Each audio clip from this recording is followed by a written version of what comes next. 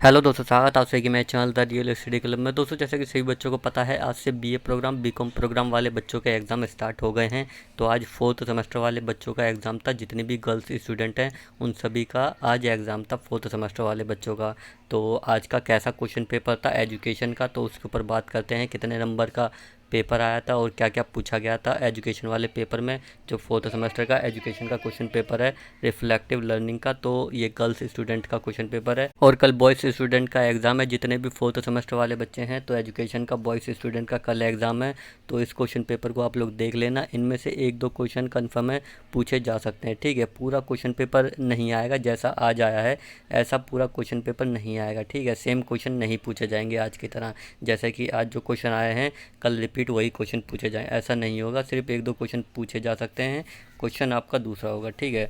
तो question paper आपका दूसरा आएगा, तो इसके ऊपर आप लोग स्टडी कर लेना। जो क्वेश्चन पेपर है देख लो कितने क्वेश्चन आए थे और क्या क्या पूछा गया था, आप लोग इनके ऊपर स्टडी कर लेना। और एक दो क्वेश्चन कन्फर्म में पूछे जा सकते हैं, ठीक है। इजीली आप लोग पास हो जाओगे। तो ये गर्ल्स स्टूडेंट का क्वेश्चन पेपर है BA programme fourth semester reflective learning का, ठीक है। तो यहाँ पे देखिए दोस्तों, 100 नंबर का पेपर आया था। 3 घंटे का समय दे रखा है यहाँ पे। 100 नंबर का पेपर है और यहाँ पे इन्होंने 3 घंटे का समय दे रखा है। बट पता नहीं दोस्तों, 3.5 घंटे का टाइम मिला हुआ है बच्चों को। इन्होंने 3 घंटे का टाइम दे रखा है यहाँ पे। तो ये क्या चल रहा है मुझे भी नहीं पता है दोस्तों। अगर एग्ज़ाम सेंटर पे आपको बोलते हैं कि आपके 3 घंटे पूरे हो गए हैं तो आप लोग उनसे बोल सकते हो हमें 3.5 घंटे का टाइम मिला है, क्वेश्चन पेपर से हमें मतलब नहीं है, ठीक है। क्वेश्चन पेपर में 3 घंटा दिया हुआ है बट आपको 3.5 घंटे का टाइम दिया गया है, ठीक है। आपको 3.5 घंटे बोले गए हैं कि आप 3.5 घंटे यूज़ कर सकते हैं, तो आप उस बात को बोल सकते हो। और 100 नंबर का पेपर था। तो यहाँ पे देख लो दोस्तों, सारे ही 100 नंबर के पेपर नहीं होंगे, ठीक है। कोई 75 नंबर का भी होगा, ठीक है। अब बच्चे पूछते हैं सर 75 नंबर का होगा या 100 का होगा, दोनों में से कोई सा भी आ सकता है, ठीक है। 100 नंबर का भी आ सकता है, 75 नंबर का भी आ सकता है क्वेश्चन पेपर। तो अब ये पहला क्वेश्चन देख लो, पहला क्वेश्चन क्या पूछा गया था। और इनमें से कितने क्वेश्चन थे दोस्तों, 6 क्वेश्चन थे। 6 में से 4 क्वेश्चन अटैम्प्ट करने थे, तो यानी 4 क्वेश्चन अटैम्प्ट करने। तो यहाँ पे देखिए बता भी रखा है कि नहीं 4 प्रश्न करने हैं, ठीक है। तो 4 प्रश्न आपको करने हैं। 6 क्वेश्चन दे रखे हैं, 6 में से 4 क्वेश्चन आपको अटैम्प्ट करने हैं।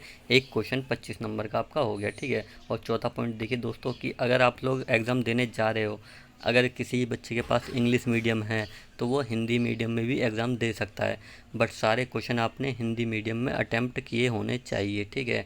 अगर आपके पास हिंदी मीडियम है और इंग्लिश में अटैम्प्ट करना चाहते हो तो सारे क्वेश्चन आपको इंग्लिश में ही अटैम्प्ट करने हैं। ऐसा नहीं है कि एक क्वेश्चन हिंदी में और एक क्वेश्चन इंग्लिश में, आपको सारे क्वेश्चन एक ही लैंग्वेज में अटैम्प्ट करने हैं। तो इस चीज़ का ध्यान रखना है, ठीक है। तो अब पहला क्वेश्चन देख लो, पहले क्वेश्चन में क्या पूछा गया है। तो यहाँ पे देखिए दोस्तों, पहला क्वेश्चन में क्या पूछा गया है। सीखने की प्रक्रिया में रचनात्मकता सोच की भूमिका की व्याख्या करें। तो सीखने की प्रक्रिया में रचनात्मकता सोच की भूमिका बतानी है आपको, ठीक है। तो इसके ऊपर मैंने जो इम्पोर्टेंट क्वेश्चन है वो आप सभी को बताए थे। जो एजुकेशन के इम्पोर्टेंट क्वेश्चन थे प्रीवियस ईयर के, उसमें मैंने आप सभी को रचनात्मकता और आलोचनात्मकता के बारे में मैंने आप सभी को बताया था। तो इनके ऊपर आप लोग स्टडी कर लेना, ठीक है। तो वो मैंने आपको बताया था। तो इसमें आप सभी के सामने रचनात्मकता के बारे में पूछ लिया गया है, ठीक है। तो आपने स्टडी कर ली होगी तो इजीली आपने इसका आंसर लिख दिया होगा। तो ये पहले का क्वेश्चन हो गया। दूसरा क्वेश्चन देखिए दोस्तों, इसमें क्या पूछा गया है। चिंतन के साधन के रूप में निजी विकास नियोजन पर विस्तृत टिप्पणी करें, ठीक है। तो चिंतन के बारे में मैंने बताया था आप सभी को कि चिंतन के ऊपर आपको स्टडी जरूर करनी है। चिंतन के साधन के रूप में निजी विकास नियोजन, ठीक है। तो चिंतन के साधन में आपको निजी विकास नियोजन के ऊपर बताना था। तो इसके ऊपर आई होप आप सभी ने लिख दिया होगा, ठीक है। इस दूसरा क्वेश्चन हो गया। तीसरा क्वेश्चन देख लेते हैं। तीसरा क्वेश्चन देखिए, इसमें क्या पूछा गया है। शिक्षा में लिंग भेद पर आलोचनात्मक चिंतन करें। तो शिक्षा में लिंग भेद के ऊपर आप सभी को लिखना था। जैसे गर्ल्स और बॉयज़ में डिफरेंट फैलाना कि हाँ गर्ल्स अलग हैं बॉयज़ अलग हैं, तो इस तरह से आपको लिखना था, ठीक है। तो आप सभी ने लिख दिया होगा, ठीक है। तो आई होप दोस्तों जितने भी बच्चे हैं ये क्वेश्चन अटेम्प्ट कर लिया होगा आप सभी ने। तो अब चौथा क्वेश्चन देख लेते हैं। चौथा क्वेश्चन देखिए दोस्तों, इसमें क्या पूछा गया। शूटर्स के परावर्तन प्रतिबिंब के मॉडल का समालोचनात्मक विश्लेषण करें। तो इसके ऊपर आपको विश्लेषण करना था, शूटर्स के परावर्तन, ठीक है। तो इसके ऊपर आप सबने स्टडी की होगी तो लिख दिया होगा आई होप सभी ने। तो ये चौथा क्वेश्चन हो गया। पांचवा क्वेश्चन देख लेते हैं। पांचवे का क्वेश्चन देखिए दोस्तों, इसमें क्या पूछा गया है। उदाहरण देते हुए चर्चा करें कि छात्रों में चिंतनशील अधिगम को प्रोत्साहित करने के लिए आप जर्नल लेखन का उपयोग किस प्रकार करेंगे। तो उदाहरण देते हुए चर्चा करें। तो इसके ऊपर आपको चर्चा करनी थी चिंतनशील अधिगम को प्रोत्साहित करने के लिए। ठीक है, तो आप सभी ने लिख दिया होगा। इसके ऊपर चिंतनशील के बारे में मैंने बताया था आप सभी को, आपको स्टडी जरूर करना है, एक दो क्वेश्चन जरूर पूछे जाएंगे चिंतनशील के बारे में। ठीक है, तो इसके ऊपर आप सभी ने स्टडी कर लिया होगा और लिख दिया होगा योग दोस्तों कि। तो अब छठा क्वेश्चन देख लेते हैं, छठे क्वेश्चन में क्या पूछा गया है।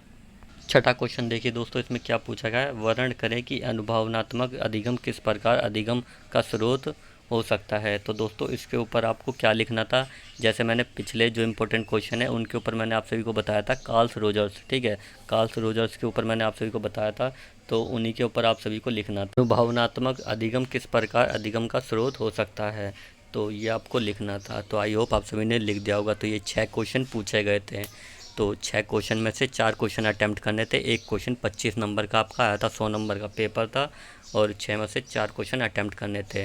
तो दोस्तों ये एजुकेशन वाले बच्चों का क्वेश्चन पेपर है। अब इसके बाद हिस्ट्री का क्वेश्चन पेपर अपलोड करूंगा, तो हिस्ट्री का क्वेश्चन पेपर कैसा था, कितने नंबर का था, वो भी आप सभी को दिखाऊंगा। तो ये एजुकेशन का क्वेश्चन पेपर हो गया है, और जो बॉयज़ स्टूडेंट है इन क्वेश्चन के ऊपर आप लोग स्टडी जरूर कर लेना, एक दो क्वेश्चन कन्फर्म है पूछे जा सकते हैं, तो इनके ऊपर आप लोग स्टडी जरूर कर लेना। सारे क्वेश्चन नहीं आएंगे, सारे क्वेश्चन एक जैसे आपको नहीं पूछे जाएंगे बॉयज़ स्टूडेंट को जिनका कल एग्ज़ाम है। ठीक है, तो आप लोग चैनल को सब्सक्राइब कर लेना, और जो भी अपडेट है आपको टाइम टू टाइम मिलती रहेगी।